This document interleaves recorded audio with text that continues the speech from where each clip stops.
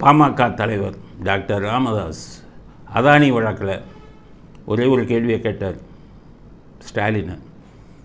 ஜூலை மாதம் 2023 நீங்கள் அதானியை சந்திச்சிருக்கீங்க. இன்றைக்கி அதானியை பற்றிய ஒரு பெரிய குற்றச்சாட்டு சுப்ரீம் கோர்ட்டில் இது அமெரிக்கன் கோர்ட்டில் வந்துருச்சு. அதுக்கப்புறம் அவர்கள் அதானி மீது கைது வாரண்ட் கொடுத்துட்டாங்க. இப்போ வர்ற செய்திகளில் தமிழ்நாடு, குஜராத் இது போன்ற இடத்துல சூரிய ஒளி மின்சாரத்துக்காக லஞ்சம் வாங்கியதாக குற்றச்சாட்டு வந்திருக்கு. இதுக்கு ஸ்டாலின் என்ன பதில் சொல்லணும் அப்படின்னு கேட்டிருக்காரு. அதானி விவகாரத்தில் தமிழ்நாட்டில் சந்திச்சதா சொல்றாங்க. துறையினுடைய அமைச்சர் சொல்லியிருக்காரு, நீங்க ட்விஸ்ட் பண்ணிட்டு இருக்கீங்க. பாமக தலைவர் ராமதாஸ் கேள்வி எழுப்பியிருக்காரு, யாரை சந்திச்சு அவருக்கு வேற வேலை இல்லை, அதனால டெய்லி ஒரு அறிக்கை கொடுத்துட்டு இருப்பாரு. அதுக்கெல்லாம் பதில் சொல்லிட்டு அவசியமே இல்லை. ஓகே, கேட்டதில் தப்பு இல்லை. நம்மளும் இதே கேள்வி கேட்டோம். ஒரு பொறுப்பான நான் அப்போவே சொன்னேன், ஸ்டாலின் மறுப்பு தெரிவிங்க, இல்லைன்னா இருக்கா இல்லைன்னு ஒத்துக்கங்க அப்படின்னு சொன்னோம். இதை போய் கேட்குறாங்க ராமதாஸ் அவங்க கேட்டதை. அதுக்கு ஸ்டாலின் சொல்கிறாரு, ஏன்னா அந்த அளவுக்கு வேறு வேலை கிடையாதுன்னு. இப்படியா ஒரு முதலமைச்சர் இப்படியா பதில் சொல்கிறது? எவ்வளோ பெரிய குற்றச்சாட்டு! அமெரிக்கன் கோர்ட்டில் இப்போ தமிழ்நாடு இதில் லஞ்சம் வாங்கினாங்க, எலக்ட்ரிசிட்டி மின்சாரத்துறையிலன்னு வந்துருச்சு. மின்சாரத்துறைக்கு செந்தில் பாலாஜியை மந்திரியை வச்சுருக்கீங்க. நீங்கள் தலைவர், நீங்கள் முதலமைச்சராக இருக்கீங்க. செந்தில் பாலாஜி செய்த அத்தனை ஊழல்லையும் பங்கு வாங்குறீங்க. டாஸ்மாக் இதிலிருந்து இது எல்லாமே ஊரறிந்த கதை. எல்லாம் ஜெயிலுக்கு போன மந்திரியெல்லாம் ஊக்குவிக்கிறீங்க. அப்போ இவ்வளோ பெரிய குற்றச்சாட்டு உங்கள் மேலே வரும்போது ஒரு எதிர்க்கட்சி தலைவர்கள் கேள்வி கேட்க மாட்டாங்களா? அதுக்கு நீங்கள் சொல்லக்கூடிய பதில் வேலை இல்லைங்கிறது தான் சொல்லக்கூடிய பதிலாக. உங்களிடமிருந்து விளக்கம் தேவை, தமிழ்நாட்டு மக்கள் எதிர்பார்க்குறாங்க. அந்த வழக்கில் இன்னும் சில முக்கிய தகவல்கள் கிடைச்சிருக்கு. இது அதானி இதில், அதாவது அதானி உறவினர்கள்லாம் அமெரிக்காவில் இருக்காங்க. அவங்க எல்லாரும் வீட்லேயும் ரைடு அடித்தாங்க. அமெரிக்கன் போலீஸ், FBI போய் ரைடு அடிக்கும்போது அங்கே சில முக்கியமான பென் ட்ரைவ், ஹார்ட் டிஸ்க், முக்கியமான தகவல்லாம் எடுத்துட்டாங்க. அதில் இருந்து எடுத்த தகவல்கள் தான் தமிழ்நாட்டுக்கு லஞ்சம் கொடுத்தது, ஒரிசாவுக்கு லஞ்சம் கொடுத்த விஷயங்கள்லாம் வந்திருக்கு. லஞ்சம் கொடுக்கப்பட்ட மொத்த தொகை 2100 கோடி. வெறும் IAS ஆஃபீஸர் அவளை வாங்க மாட்டான், வாங்கினவன் ஒரு அரசியல்வாதி. அதுலேருந்து எடுத்துட்டாங்க. இப்போ எந்த அரசியல்வாதிக்கு பணம் போச்சுங்கிற முதற்கொண்டு அவங்க பென்ட்ரைவ்லேருந்து எடுத்திருப்பாங்க அமெரிக்கன் போலீஸ், வெளியில் சொல்லாமல் வச்சுருக்காங்க. இப்போ என்ன பிரச்சனை அப்படின்னு கேட்டிங்கன்னா, பாருங்கள் அமெரிக்காவில் எப்படி பாருங்கள், பொதுமக்கள் பணம், அந்த நாட்டில் கோர்ட்டு எவ்வளவு ஸ்ட்ரிக்டாக அது பண்ணுறான் பாருங்கள், எவ்வளவு கடுமையாக பண்ணுறான். பொதுமக்கள் பணம் இதில் முதலீடு செய்கிறாங்க கம்பெனிகளில். அந்த கம்பெனியில் பொதுமக்கள் முதலீடு செய்த பணத்தை நீ அரசியல்வாதிக்கோ அதிகாரிகளுக்கோ லஞ்சமாக கொடுத்தால் உன்னை விடமாட்டோங்கிறான் அமெரிக்கான் கோர்ட். பொதுமக்கள் பணத்தை எப்படி வச்சுக்கிட்டு இருக்கான், எவ்வளோ மரியாதை! இங்கே 1,76,000 கோடியை அடித்தவன்லாம் மந்திரியாயிருவான். 1,76,000 கோடி அடித்தவனை CBI சரியாக விசாரிக்கலைன்னு கோர்ட்டு விடுதலை பண்ணிடுவான். மிகப்பெரிய மோசடி பண்ணவன்லாம் ED இவன்லாம் பெரிய அரசியல்வாதி கொள்ளையடிச்சதை கையில் வச்சுக்கிட்டு ஒன்றும் நடவடிக்கை எடுக்காமல் இருக்கான். FBI பார்த்து கற்றுக்கங்க. இந்த ED CBI வெக்கம் இல்லாமல் வச்சுருக்கீங்களா, போய் FBI பார்த்து கற்றுக்கங்க. பொதுமக்கள் பணத்தை கொள்ளையடித்தவனை எப்படி போய் பிடிக்கலாம் பாருங்கள். கிட்டக்க போகிறீங்களா? அசோக்குங்கிறவரை, செந்தில் பாலாஜி தம்பி அசோக்குங்கிறவரை 1 வருஷம் ஆச்சு பிடிக்காமல் விட்டு வச்சுருக்கீங்களே. FBI போட்டு பார்த்து கற்றுக்கங்க. உங்களுக்கெல்லாம் வெக்கமாக இல்லை? உங்களுக்கெல்லாம் நீங்கள் ஒரு இன்வெஸ்டிகேஷன் ஏஜென்சின்னு பொதுமக்கள் பணத்தை இவ்வளோ கொள்ளையடிக்கிறானே, அங்கே பொதுமக்கள் பணம் முதலீடு செஞ்ச பணத்துக்கே எவ்வளோ பெரிய கடுமையான நடவடிக்கை பாருங்கள். விடவே மாட்டான். ஏன்னா இப்போ அதானியை கைது பண்ணணும்னு போகிறாங்க. ஆனால் இப்போ இன்னமே கோர்ட்டில் வந்துருச்சு, அதானி மீது குற்றச்சாட்டு பதிவு செய்யணும். அதானி மீது குற்றச்சாட்டு பதிவு செய்கிறதா இருந்தால் அதானி யாருக்கு லஞ்சம் கொடுத்தாரோ அவங்ககிட்ட எல்லாம் ஸ்டேட்மெண்ட் வாங்கணும், வாக்குமூலம் வாங்கணும்.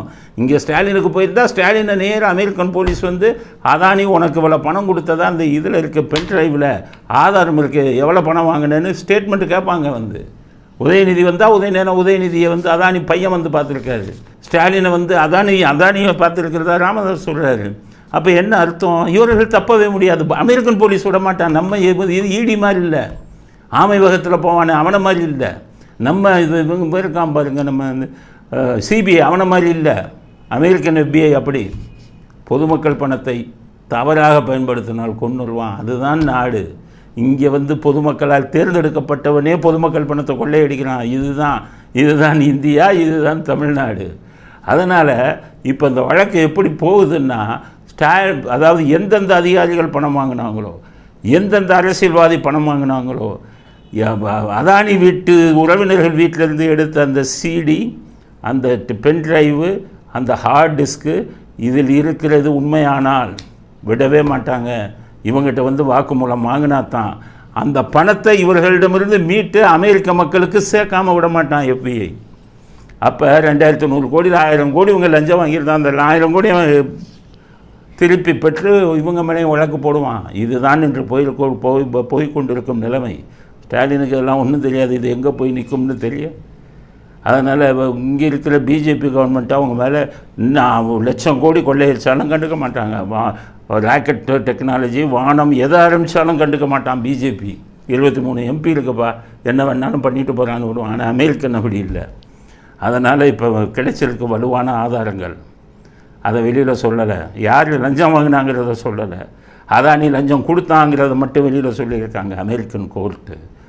ஆக இவர்கள் எல்லோரும் விசாரிச்சுக்கிட்டு இருக்காங்க. இப்போ யார் பணம் வாங்கினாருங்கிற விஷயம் தெரிந்தால் ஒரு நாள் இரவு வந்து FBI வந்து இங்கே இறங்கி தூக்கி எல்லாத்தையும் கைது பண்ணிட்டு போயிடுவான். அவன் மோடி ஈடி யாருக்கும் பயப்பட மாட்டான். நீ ஆதரவு கொடுக்குற இதெல்லாம் எனக்கு தேவையில்லை. அமெரிக்கன் மக்களின் பணத்தை கொள்ளையடித்திருக்கிறார்கள், லஞ்சமாக பெற்றிருக்கிறார்கள். அவர்கள் லஞ்சமாக பெற்றது அமெரிக்க மக்கள் கஷ்டப்பட்டு இது பண்ண பணம் அப்படின்னு பிடிப்பாங்க. ஏன்னா அதானி தமிழ்நாட்டில் கமுதிங்கிற இடத்துல அந்த சூரிய மின்சாரம் இதை ஆரம்பித்தார். நம்ம நாட்டில் எவ்வளோ கேவலமான நிலைமை இருக்குது பாருங்கள். விவசாயிகள் நிலம், ராமநாதபுரம், கமுதி, நான் சார்ந்த பகுதி. நான் அந்த பகுதியை சார்ந்தவன், கமுதி அந்த பகுதியை சார்ந்தவன். எல்லா விஷயமும் எனக்கு தெரியும். மழையே பெய்யாது. விவசாயி எல்லாம் 1 ஏக்கர் நிலத்தை வச்சுருப்பான், மழையே பெய்யாது, இது வராது, பயிர் வளராது, கஷ்டத்தில் வறுமையில் இருந்துக்கிட்டு இருந்தான். அதானி உள்ளே வந்து ஒவ்வொரு ஏக்கரையும் விலைக்கு வாங்கினான். அப்போ உண்மையான அரசாங்கம், மனசாட்சி உள்ள அரசாங்கம் இருந்தால் என்ன பண்ணணும்? வருபவன் உலகமாக கோடீஸ்வரன். இங்கே யார்கிட்ட இருந்து வாங்குகிறான்? ஏழை விவசாயிகிட்ட இருந்து வாங்குகிறான். மனசாட்சி உள்ள முதல்வர் அமைச்சராக இருந்தால் கூப்பிட்டு, அதானிய நீ 5000 ஏக்கர் கேட்குற, நீ சம்பாதிக்கிறதுக்கு கேட்குற, ஒவ்வொரு ஏக்கரும் 1 லட்சம் நான் வாங்கி தரேன், கொடு மக்களுக்கு. 5000 ஏக்கர் கொடுத்து ஒரு ஏழை விவசாயியை காப்பாற்றலாமா? ஒரு ஏக்கர் 1 லட்சத்துக்கு விட்டு கொடுங்களேன். அவன் எவ்வளவுக்கு வாங்கியிருக்கான் தெரியுமா? அந்த ஏழை விவசாயிகிட்ட இருந்து அதானி 2000 ரூபா 3000 ரூபா 1 ஏக்கர். இதை விற்று கொடுத்த மீடியேட்டர் இடைத்தரகர்கள் எல்லாம் கோடீஸ்வரன் ஆகிட்டான். அடிபட்ட விவசாயி அவன் வயிற்றில் அடித்து 3000 ரூபா 2000 ரூபா, இடைத்தரகர் வந்தவன் 20% கமிஷன், அதானிட்டு 20%, ஏழை விவசாயிட்ட உனக்கு விற்று கொடுக்குறேன் 2000 ரூபா 1 ஏக்கர் அப்படின்னு சொல்லி வாங்கிட்டான். 5000 ஏக்கர் வச்சு இப்போ ஆரம்பிச்சிட்டாங்க.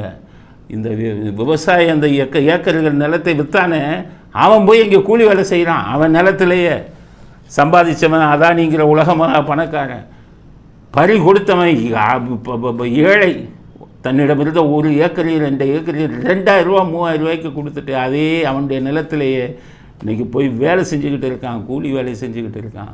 இந்த ஜாதிக்காக பேசுகிற அத்தனை தலைவர்களும் சொல்கிறேன், இதுக்காக அவனாச்சும் குரல் கொடுத்தீங்களா? எல்லா ஜாதிக்காரங்களும் அதில் பாதிக்கப்பட்டிருக்காங்க, பட்டியலினத்து மக்களே பாதிக்கப்பட்டிருக்காங்க.